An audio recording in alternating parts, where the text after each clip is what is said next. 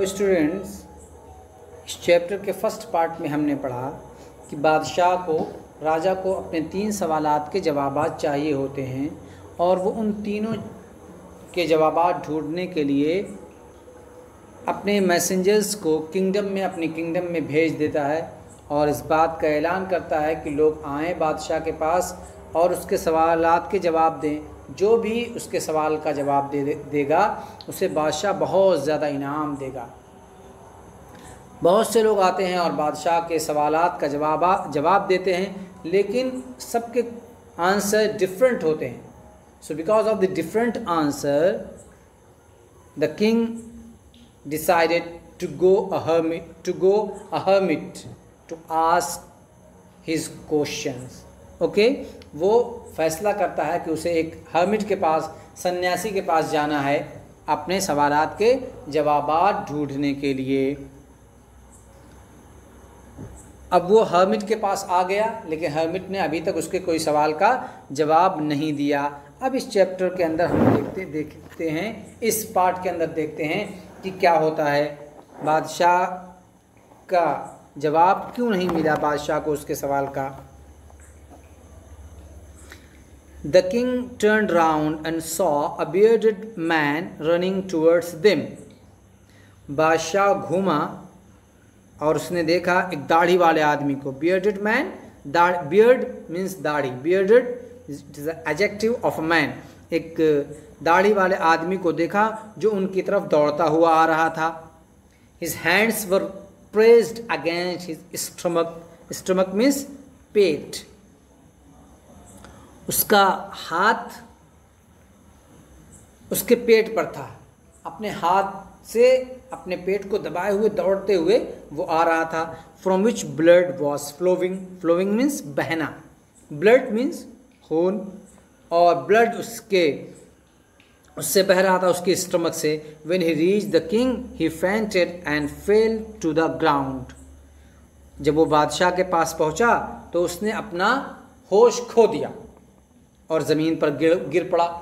उसका होश खो गया, बेहोश होकर बादशाह के सामने ज़मीन पर गिर गया। The king and the hermit removed the man's clothing and found a large wound in his stomach. राजा और सन्यासी ने उस आदमी के, उस bearded man के कपड़े उतारे और तो देखा कि वहाँ एक बड़ा सा जख्म उसके स्टमक में, उसके पेट में है। जब उन्होंने कपड़ा उसका रिमूव किया, हटाया। The king washed and covered it with his handkerchief. Handkerchief means रूमाल। राजा ने अपनी हैंडकरचीफ से, अपने रूमाल से उसको साफ किया और उसको कवर किया, उसको बांध दिया उस जख्म को। But the blood would not stop flowing, लेकिन खून बहना रुका नहीं, बंद नहीं हुआ। The king redressed the wound until at last the bleeding stopped. फिर बादशाह ने रीड्रेस किया, दोबारा ड्रेस किया, यानी फिर से पट्टी बांधी जख्म पर, यहाँ तक कि एट लास्ट वो खून फ्लो होना बंद हो गया। The man felt better and asked for something to drink. आदमी ने अब अच्छा महसूस किया। फेल्ट, फील का सेकंड फॉर्म है, फील, फेल्ट। अब बेटर महसूस किया, अच्छा महसूस किया और उसने पीने के लिए कुछ मांगा। The king brought fresh water and gave it to him. बादशाह bring, brought second form of bring, fresh water, ताज़ा पानी लाया और उसको दे दिया। By this time the sun had set and the air was cool. उस वक्त तक सूरज डूब चुका था और हवा अब ठंडक थी। हवा में अब ठंडक आ चुकी थी, मौसम बिल्कुल ठंडा हो चुका था। The king with the hermit's help carried the wounded man into the hut and laid him on the bed. बादशाह, राजा सन्यासी की मदद से उस जख्मी आदमी को उठाकर झोपड़े के अंदर ले गया और बेड पर लिटा दिया। The man closed his eyes and ले क्वाइट। आदमी ने अपनी आंखें बंद कर ली और खामोश बिल्कुल पड़ा रहा, चुपचाप पड़ा रहा. The king, tired by his walk and the work he had done, lay down on the floor and slept through the night. बादशाह भी थक चुका था, अपने वॉक की वजह से, वो चलकर वहाँ से आया था और काम करने की वजह से. जो हर्मिट, जो सन्यासी गड्ढा खोद रहा था, उस गड्ढा खोदने में इसने भी उसके 2 बेड्स खोदे थे. इस वजह से बादशाह भी, राजा भी काफ़ी थक चुका था और वो फ्लोर पर, ज़मीन पर पड़ा पूरी रात सोता रहा. And slept through the night, और रात भर उसी पे सो गया. When he awoke, it was several minutes before he could remember. जब वो उठा, it was several minutes before he could remember where he was or who the strange bearded man laying on the bed was. उसके सामने,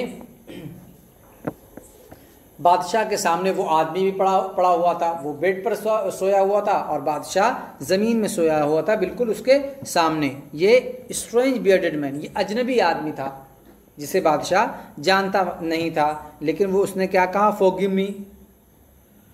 वो उस bearded man ने बादशाह से कहा फॉरगिव मी, मुझे माफ़ कर दीजिए. फॉरगिव मीन्स माफ़ करना. Said the bearded man in a weak voice. Weak means कमज़ोर, हल्की आवाज़ में उसने कहा कि मुझे माफ़ कर दीजिए, forgive me. When he saw that the king was awake, जब उसने देखा कि बादशाह जग चुका है, यानी बादशाह को जागते हुए जैसे ही उसने देखा, फ़ौरन उसने माफ़ी मांगी कि मुझे माफ़ कर दीजिए. I do not know you and have nothing to forgive you for, said the king. राजा ने कहा कि मैं आपको नहीं जानता. I do not know you, मैं आपको नहीं जानता. I have nothing to forgive for you for, और किस चीज़ के लिए आपको माफ़ करना है ये मुझे पता नहीं है. मैं तो आपको जानता ही नहीं, फिर माफ़ी का क्या मतलब? You do not no me but I know you. उस आदमी ने कहा कि आप मुझे नहीं जानते लेकिन मैं आपको जानता हूँ. I am that enemy of yours who सोर रिवेंज ऑन यू. मैं आपका दुश्मन हूँ. एनिमी मीन्स दुश्मन. मैं आपका दुश्मन हूँ जिसने कसम खाई थी. सोर का मतलब होता है कसम खाना, रिवेंज बदला लेना. जिसने बदला लेने की कसम खाई थी कि वो आपसे बदला लेगा. Because you put my brother to death, क्योंकि आपने मेरे भाई को मार डाला था. एंड सीज्ड माई प्रॉपर्टी, और मेरी प्रॉपर्टी, मेरी जायदाद को आपने सीज कर लिया था. मतलब ले लिया था अपनी ताकत की वजह से, सारी मेरी जायदाद ले ली और मेरे भाई को आपने कत्ल कर दिया. इस वजह से मैं चाहता था कि मैं आपको कत्ल करूं, मैं अपना बदला लेना चाहता था. I knew you had gone alone to see that hermit. मुझे पता चला कि आप अकेले इस सन्यासी से मिलने के लिए आए हैं. And I made up my mind to kill you on your way home. और मैंने ये प्लान बनाया. I made up my mind to kill you, मैंने अपने माइंड में आपको कत्ल करने का प्लान बनाया जब आप यहाँ से वापस घर जाएंगे. ऑन योर वे होम, आपके घर के रास्ते पर. जब यहाँ से आप वापस घर जाएंगे तो रास्ते में मैं आपको कत्ल कर दूंगा, आपको मार दूंगा. इसका मैंने प्लान बनाया. But the day passed and you did not return. लेकिन दिन तो गुजर गया और आप वापस आए नहीं. So I left my hiding place, इसलिए मैंने अपने हाइडिंग प्लेस को छोड़ दिया. जहाँ मैं छुपा हुआ था वहाँ से मैं हट गया. And I came upon your body guard, और मैं आपके बॉडी गार्ड के पास आ गया.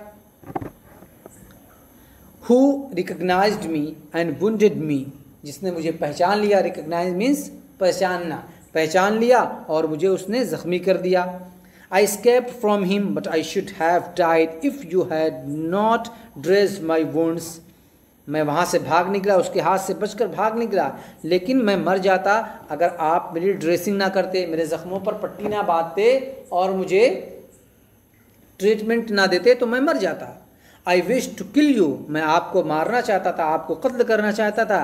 And you have saved my life, और आपने तो मेरी जान बचा ली. Now if I live, I will serve you as your most faithful servant and will order my sons to do the same. Forgive me. उसने कहा कि अगर मैं ज़िंदा रहा तो मैं आपकी सेवा करूँगा, आपकी खिदमत करूँगा और आपका सबसे ज़्यादा faithful means loyal and true, वफादार नौकर बनकर आपके पास रहूँगा और अपने बच्चों को, अपने बेटों को भी ऐसे ही करने का ऑर्डर करूँगा। उनको भी कहूँगा कि वो आपका के फेथफुल सर्वेंट बन के आपके साथ रहेंगे, मुझे माफ़ कर दीजिए। The king was very happy to have made peace with his enemy so easily. बादशाह बहुत ज़्यादा खुश था। टू मेड पीस, हल करना किसी मामले को, पीस का मतलब हो, to have peace, made peace, peace का मतलब होता है किसी के साथ सुलह कर लेना।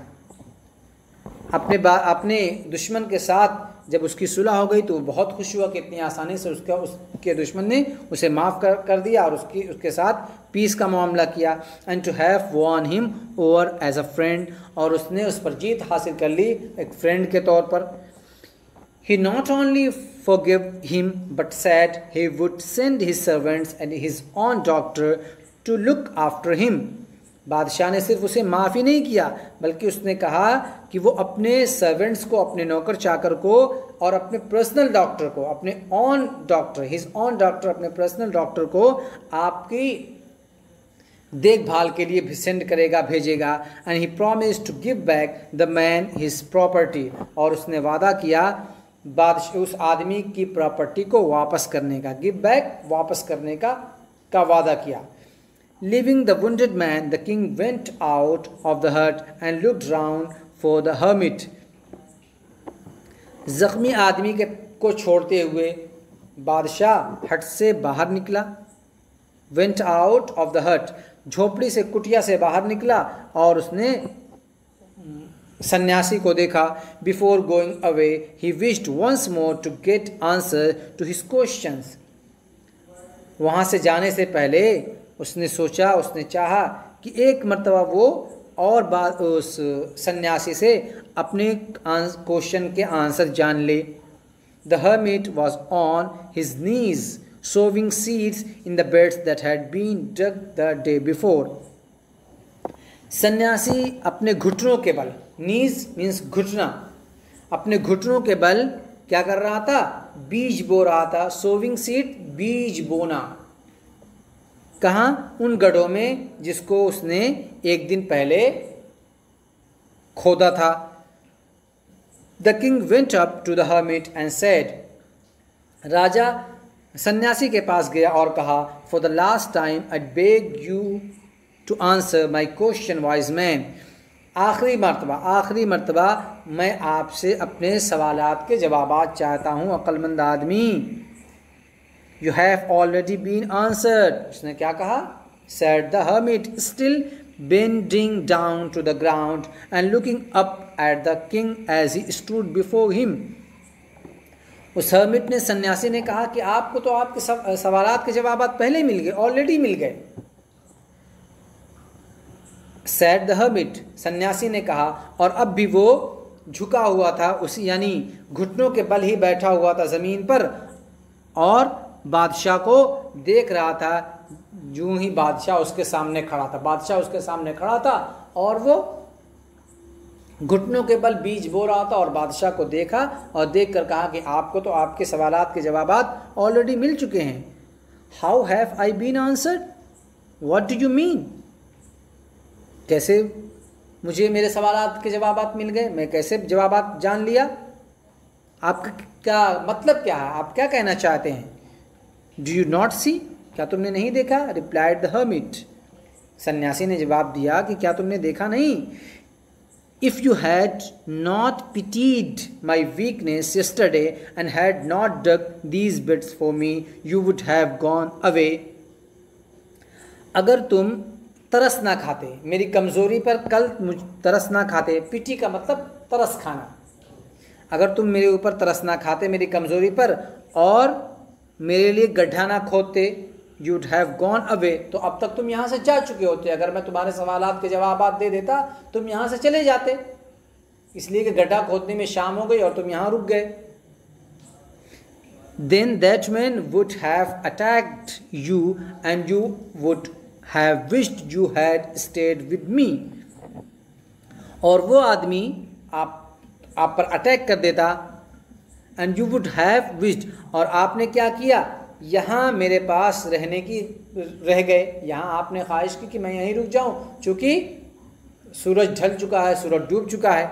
So the most important time was when you were digging the beds।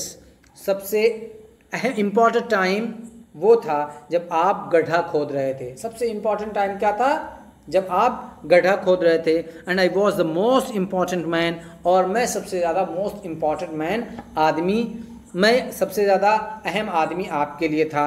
And to do me good was your most important business, और मेरे लिए अच्छा काम करना, मेरे लिए अच्छा काम करना ये आपका सबसे इम्पॉर्टेंट बिजनेस था। सबसे इम्पॉर्टेंट और अहम काम यही था कि आप मेरे लिए अच्छा करें। Afterwards when the man ran to us, उसके बाद जब वो आदमी दौड़कर हमारे पास आया, the most important time was when you were caring for him. सबसे अहम वक्त क्या था, जब आप उस आदमी को केयर कर रहे थे, उसकी देखभाल कर रहे थे, उसकी देख रेख कर रहे थे। Because if you had not dressed his wounds he would have died without having made peace with you. इसलिए कि अगर आप उसके वुंड को ड्रेस ना करते, उस पर पट्टी ना बांधते, उसके जख्मों का ट्रीटमेंट ना करते, ही वुड हैव डाइड, तो वो मर जाता आपसे सुलह किए बगैर। Without having made peace with you, आपके साथ सुलह किए बगैर वो मर जाता। So he was the most important man, लिहाजा वो उस वक्त वो आदमी सबसे ज़्यादा अहम था। And what you did for him was your most important business, और जो आपने उसके लिए किया वो आपका सबसे ज़्यादा अहम बिजनेस था, सबसे ज़्यादा इम्पॉर्टेंट काम था। Remember then there is only one time that is important and that time is now। तो याद रखिए, there is only one time, सिर्फ एक ही टाइम है, सिर्फ एक ही वक्त है जो सबसे ज़्यादा अहम है, और वो है now, अभी। यानी जिस काम को करना हो उस वक्त कीजिए। now जो है ये सबसे ज़्यादा इम्पॉर्टेंट टाइम आपके लिए। It is the most important time because it is the only time we have any power to act. इसलिए कि क्योंकि यही वो वक्त है जब हमारे पास किसी काम को करने की पावर होती, किसी काम को करने का, किसी एक्ट को निभाने का पावर हमारे पास होता है। ये वक्त कौन सा है, नाउ, यानी अभी। The most necessary person is the person you are with at the particular moment, और सबसे ज़्यादा ज़रूरी आदमी वो आदमी होता है जो पर्टिकुलर मोमेंट में, उस ख़ास वक्त में जिसको ज़रूरत हो कि उसकी हेल्प की जाए, उसका काम किया जाए, उसकी बात मानी जाए, वही सबसे मोस्ट इम्पॉर्टेंट आदमी होता है। For no one knows what will happen in the future, कोई भी नहीं जानता कि भविष्य में क्या होगा, फ्यूचर में, मुस्तकबिल में क्या होगा, कोई भी नहीं जानता। And whether we will meet anyone else, और कि हम मिलेंगे, हम किसी से और मिलेंगे, किसी से मुलाकात करेंगे, ऐसा कोई भी नहीं जानता, फ्यूचर को कोई भी नहीं जानता। The most important business is to do the person good, और सबसे अहम काम, सबसे अहम अफेयर, सबसे अहम एक्ट क्या है, किसी आदमी के साथ अच्छा करना। Is to do that person, उस आदमी के लिए अच्छा करना। Because we were sent into this world for that purpose alone, क्योंकि हम इस दुनिया में सिर्फ इसी एक मकसद के लिए, पर्पज़ मकसद, सिर्फ इसी एक काम के लिए, इसी एक पर्पज़ के लिए हमें इस दुनिया में भेजा गया है। So students, this story has been completed. So अगर आप लोगों को ये वीडियो पसंद आए और पूरा चैप्टर अच्छे से समझ में आ जाए तो हमारे इस वीडियो को लाइक कीजिएगा, शेयर कीजिएगा और हमारे चैनल को सब्सक्राइब कीजिएगा। तो स्टूडेंट्स, मिलते हैं नेक्स्ट चैप्टर के साथ। Till then take care and have fun.